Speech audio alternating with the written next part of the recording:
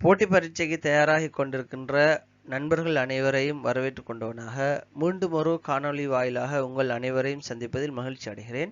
இன்றைய காணொளியை பொறுத்த வரைக்கும் சதுரமுகி சார்ந்த நுண்ணறிவு வினாக்களுடன் இந்த காணொளி அமைந்திருக்கிறது.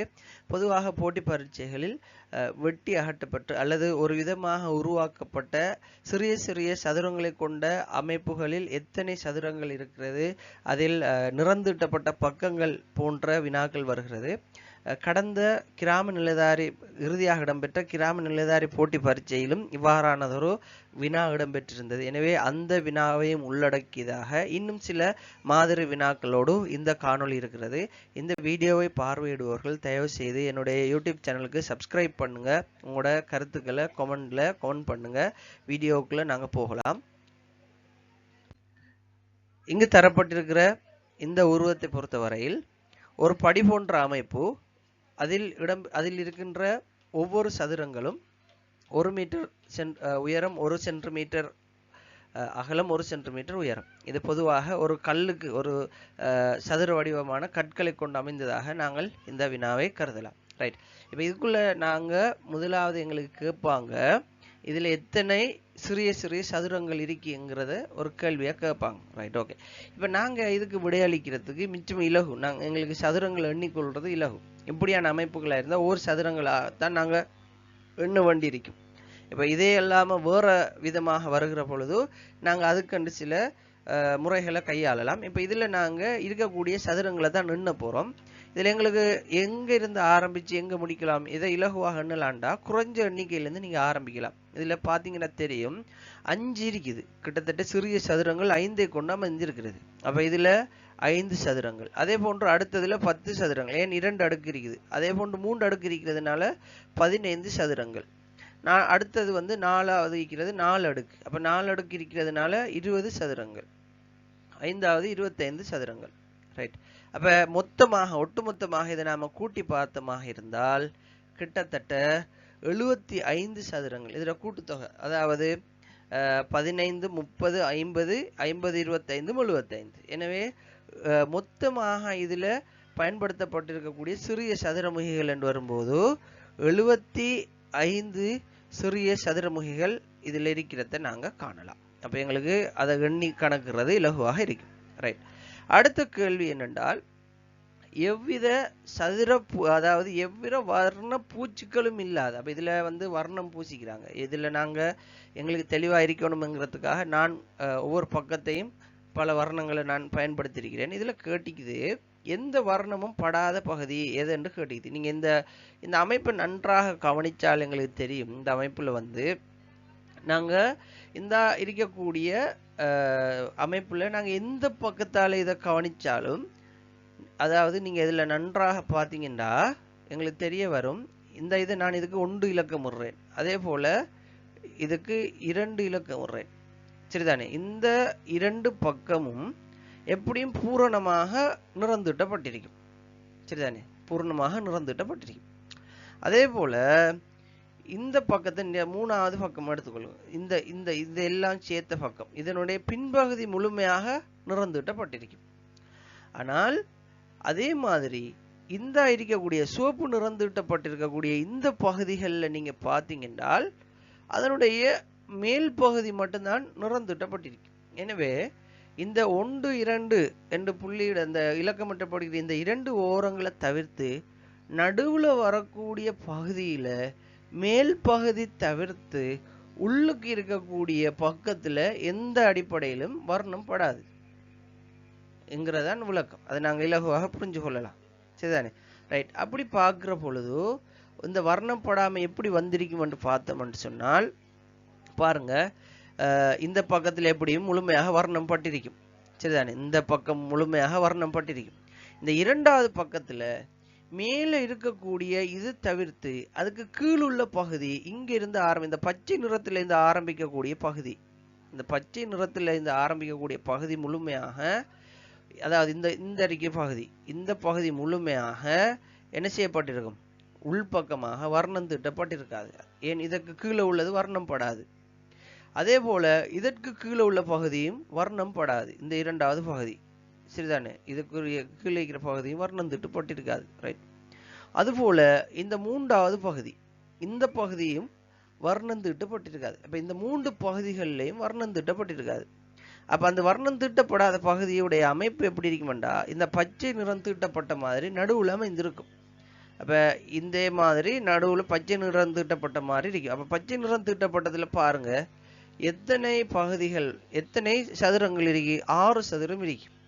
எனவே நடுவுல இருக்கக்கூடிய இந்த 3 பகுதியிலும் இது போல 6 சதுரங்கள் 6 பகுதி நிறந்தீட்டப்படாமல் இருக்கிறதுனால 6 தரம் 3 18. எனவே எந்தவித வர்ணமும் பூசப்படாத பகுதி 18 சதுரங்கள் அதில் இருக்குங்கிறத நாங்க விடையாக வழங்கலாம். 18 சதுரங்கள் எந்த விதமான வர்ணமும் பூசப்படாமல் இருக்கின்றதுக்கு நாங்க விடையளிக்கலாம். ரைட்.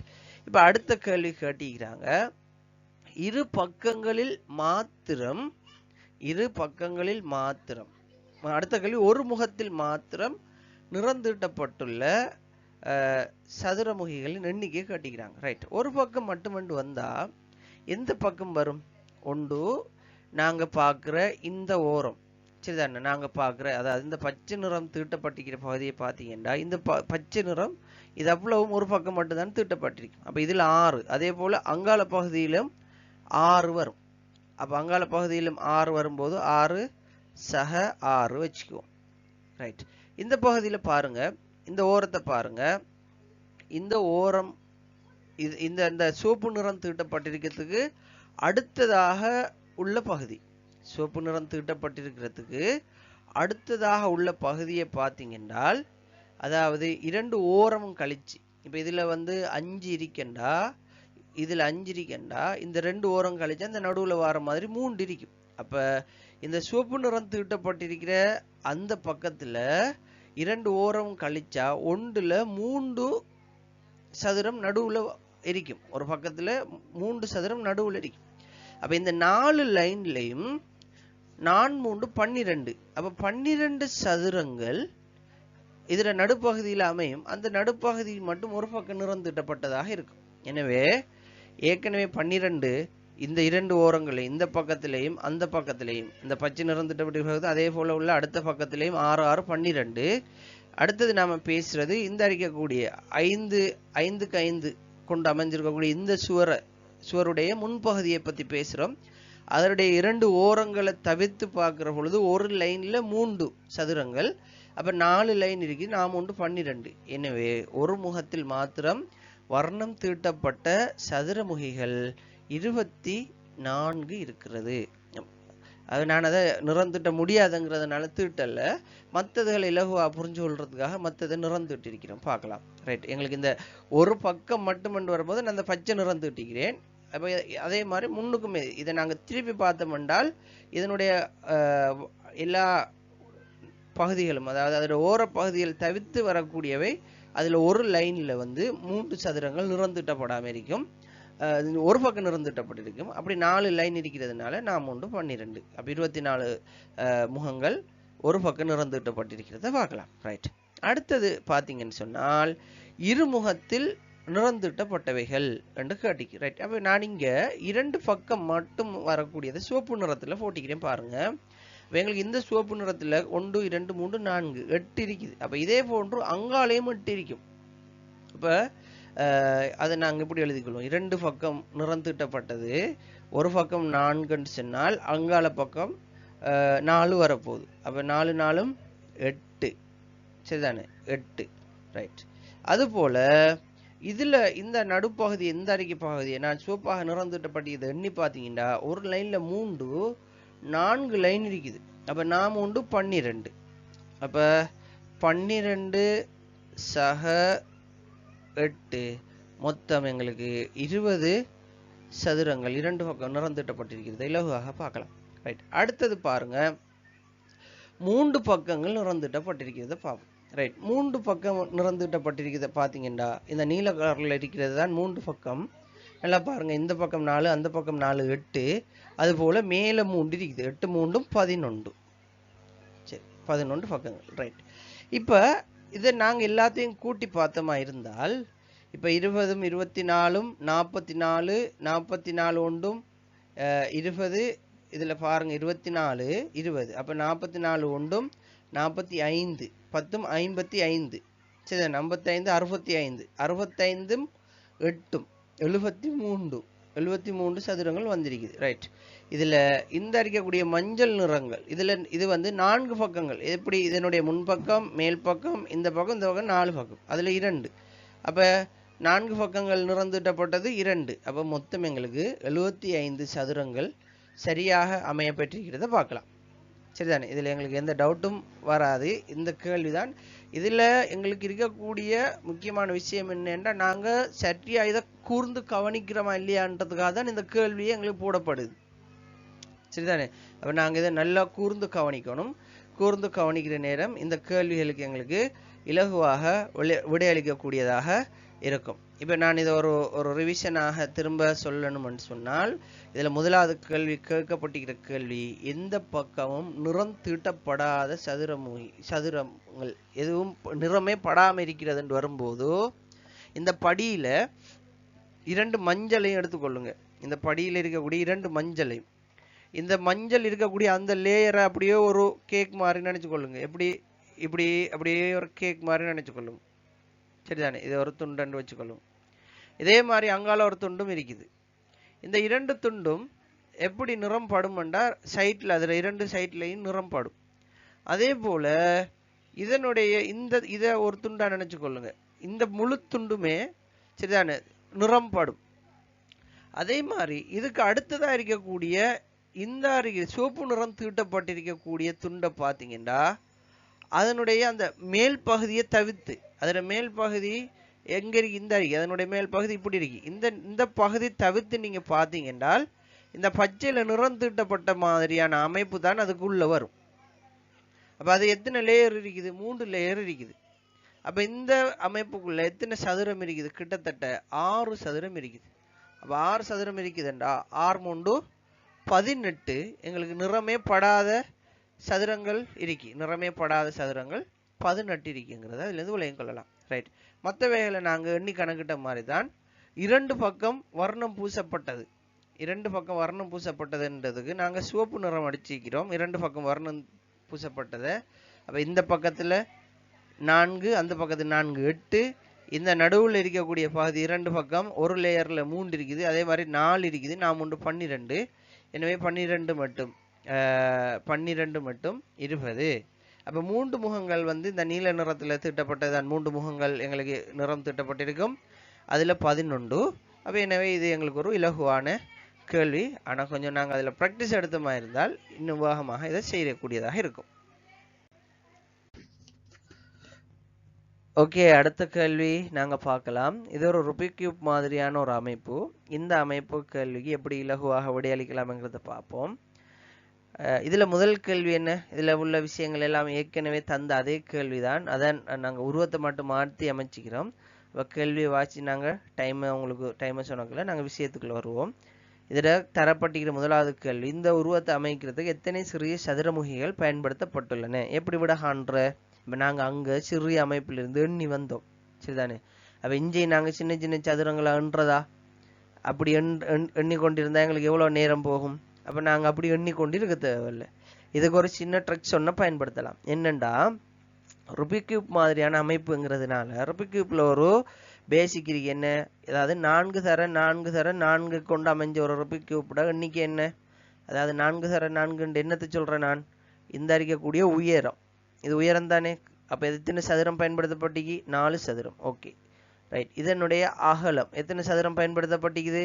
4 சதுரம் பயன்படுத்தப்பட்டிருக்கு. இதனுடைய நீளம் எத்தனை சதுரம் பயன்படுத்தப்பட்டிருக்குது? 4 சதுரம் பயன்படுத்தப்பட்டிருக்கு. அப்ப இது எல்லாத்தையும் பெருக்கினீங்க என்றால் இந்த ஒட்டுமொத்த சதுரங்களுடைய எண்ணிக்கை சின்ன சின்ன சதுரங்களுடைய எண்ணிக்கை வந்துடும்.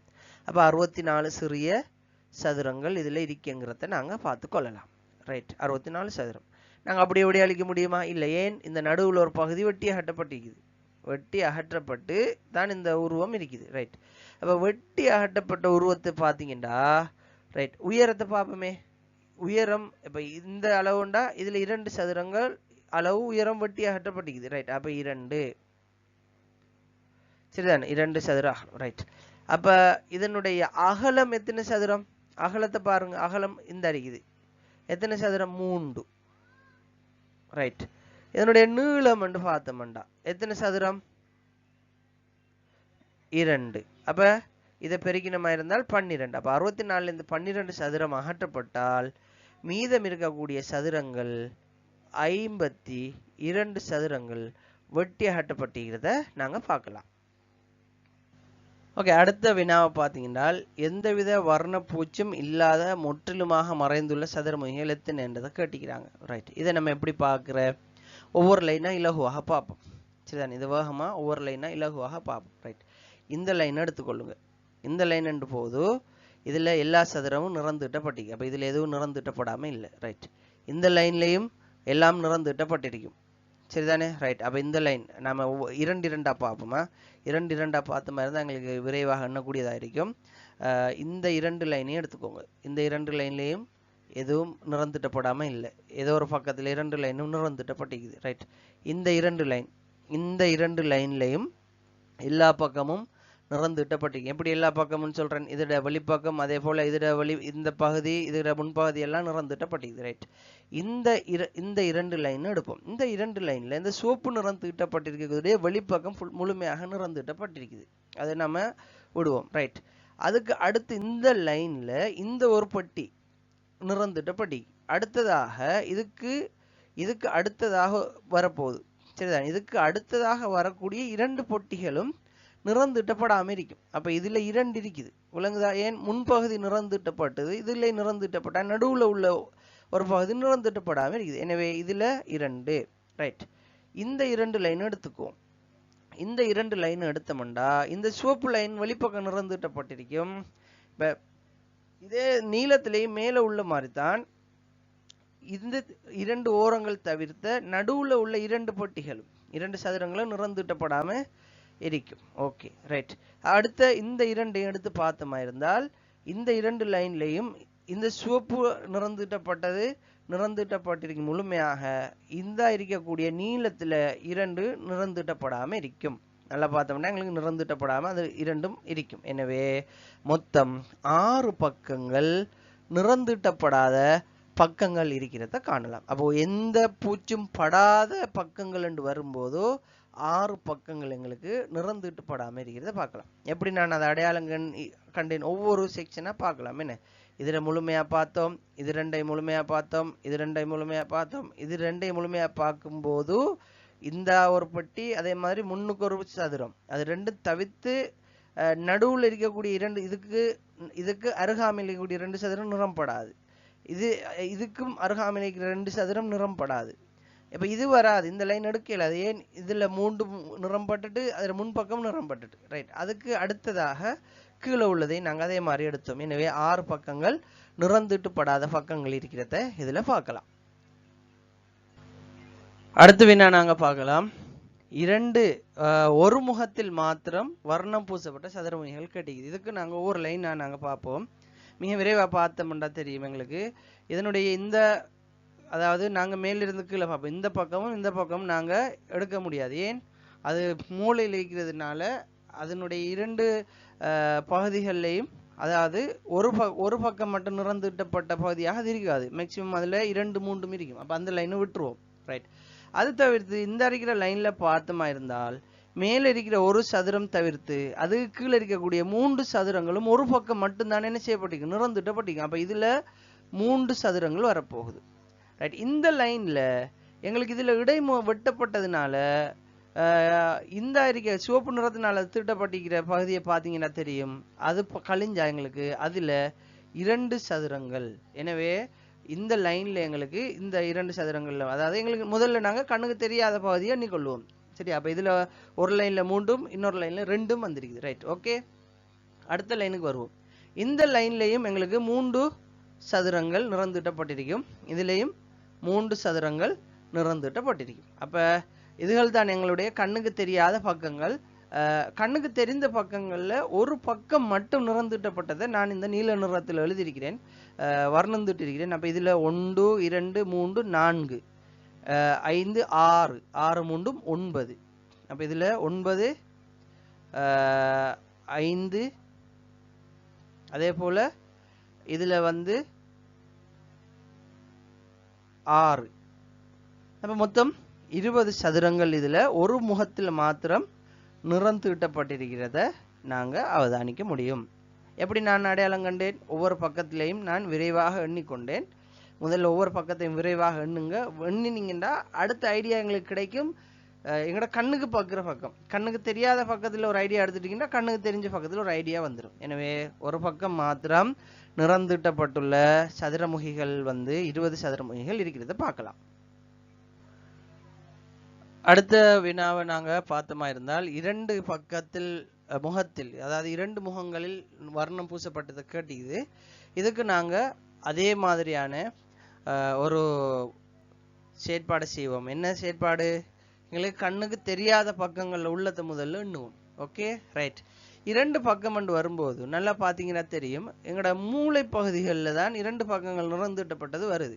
எப்படி? இந்த பாருங்க, இந்த பக்கம் சிவப்பால் நிறந்துட்டியதை பாருங்க. எங்களுக்கு 2 பக்கம் நிறந்தீட்டப்பட்டது தெளிவாக விளங்கணும் என்றால் இந்த இருக்கக்கூடிய இந்த பொட்டியை பார்க்கலாம். 2 பக்கம் நிறந்தீட்டப்பட்டது எப்படி இருக்கேன். ஓகே, அப்போ அது எங்களுடைய மூளை, இந்த அமைப்புடைய மூளை பகுதி, இந்த அமைப்புடைய மூளை பகுதி மட்டும்தான் என்ன செய்யப்படுது?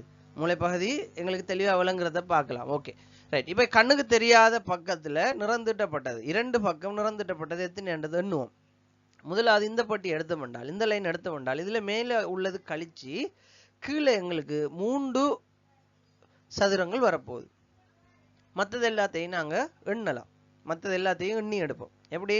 இதில் 3. ஓகே, அது தவிர்த்து 1 2 3 4 5 இந்த சிவப்புகள் எல்லாத்தையும் எண்ணுவோம். 5 6 7 8 9 10 11 12 13 14 15 16 ஏதாவது மிஸ் பண்ணிக்கலான்னு பார்ப்போம்.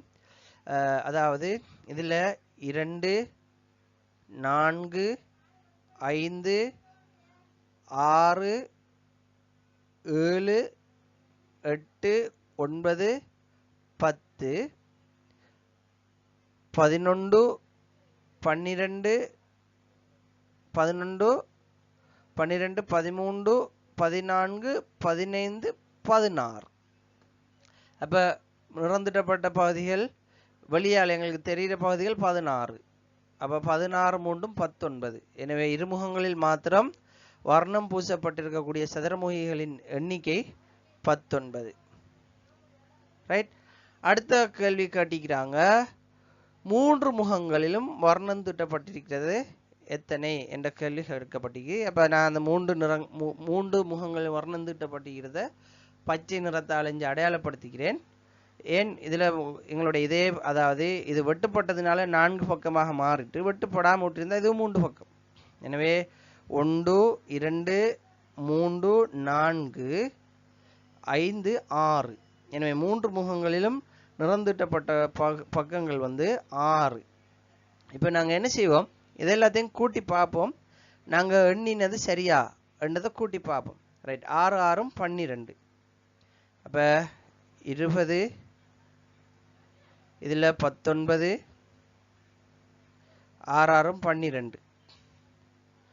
அப்போ 11 கொண்டு போட்டு 1 மிச்சம், 4 1 5 51 பக்கங்கள் வருது. 4 பக்கம் உள்ளது 1. எனவே மொத்தம் 52 பக்கங்கள் எங்களுக்கு சரியாக வாரத்தை 52 சதுரமுகிகள் சரியாக இதில் இடம்பெறதை பார்க்கலாம். ரைட். இதில் நிறம் தீட்டாமல் நீங்களும் என்ன செய்யலாம்? இப்போ நான் உங்களோட இலகுக்காக நான் இங்கே நிறம் தீட்டி வச்சுக்கிறேன். நான் வேணுமென்றால் அதில் 3 முகங்கள் வாரத்தை நான் எண்ணி காட்டுறேன். நிறம் தீட்டப்படாமல் அது எப்படி வருமென்றதை எண்ணி காட்டுறேன். நீங்கள் அதில் பார்க்கலாம்.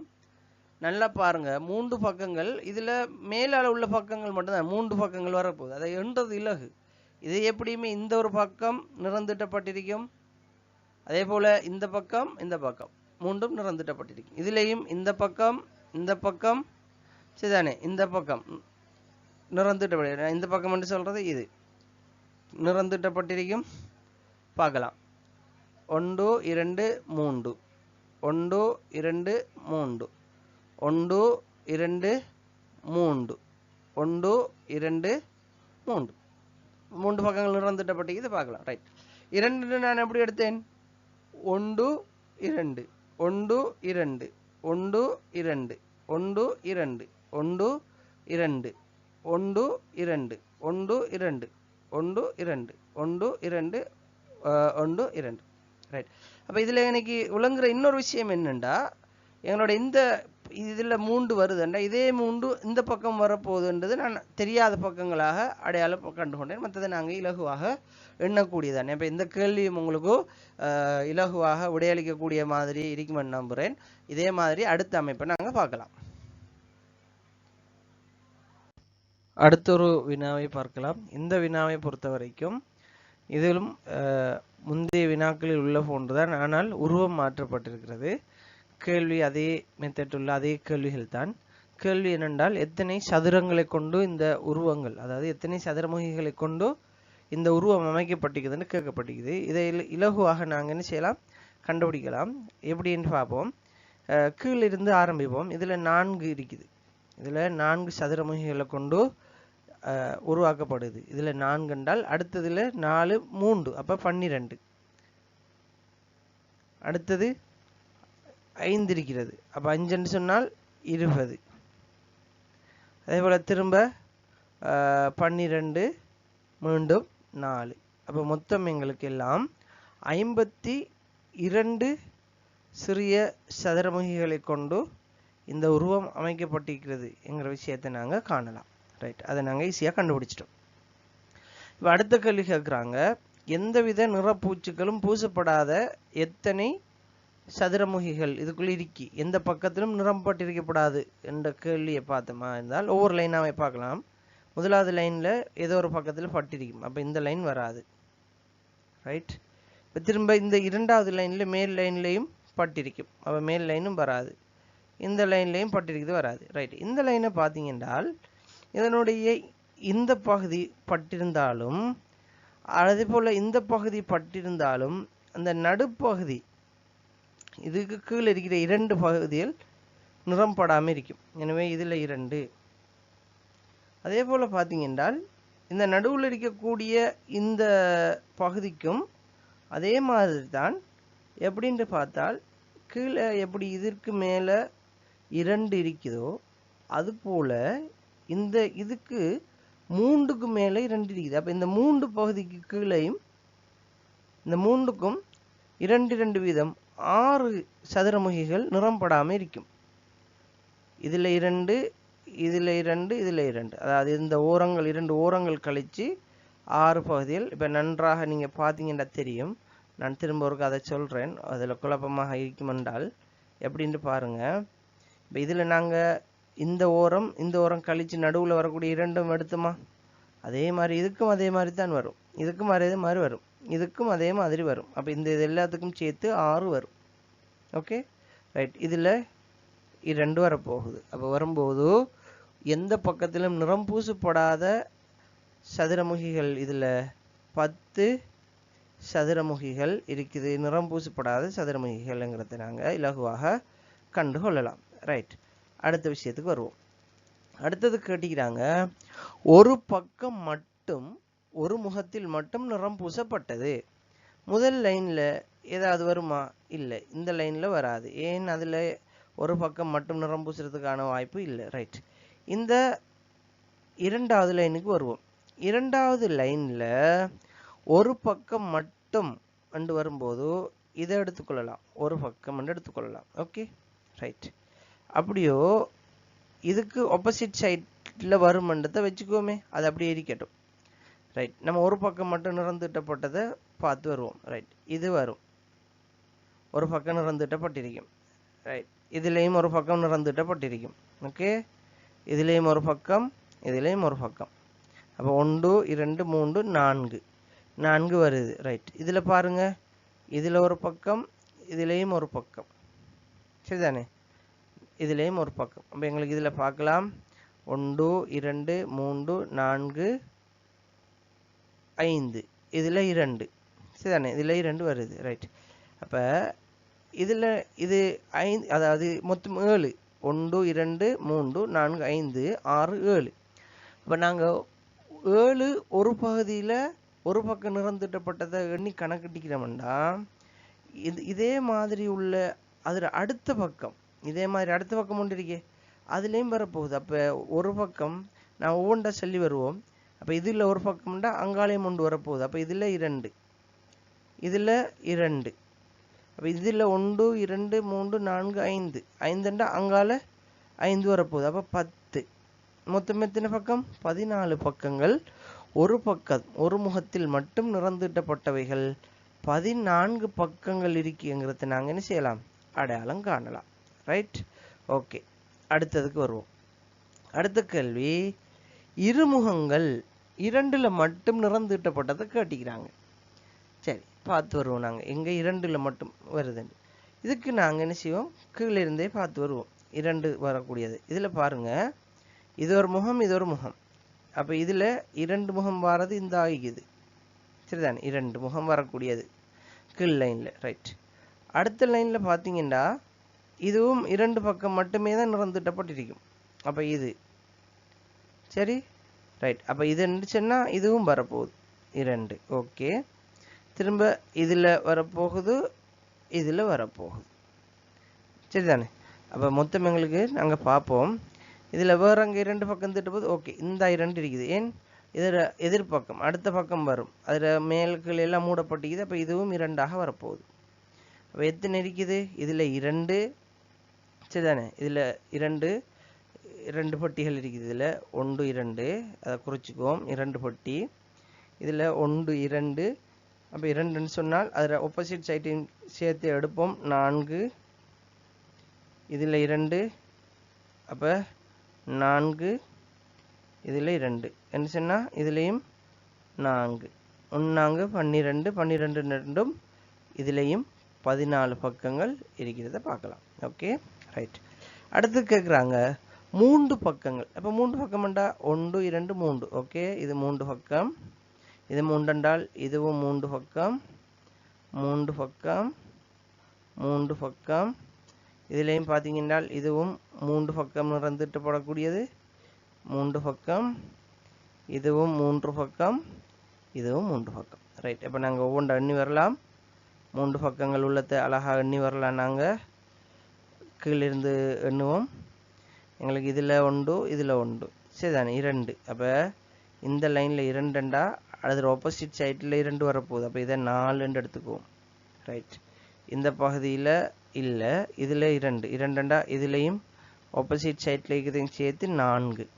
ரைட், இதில் 2.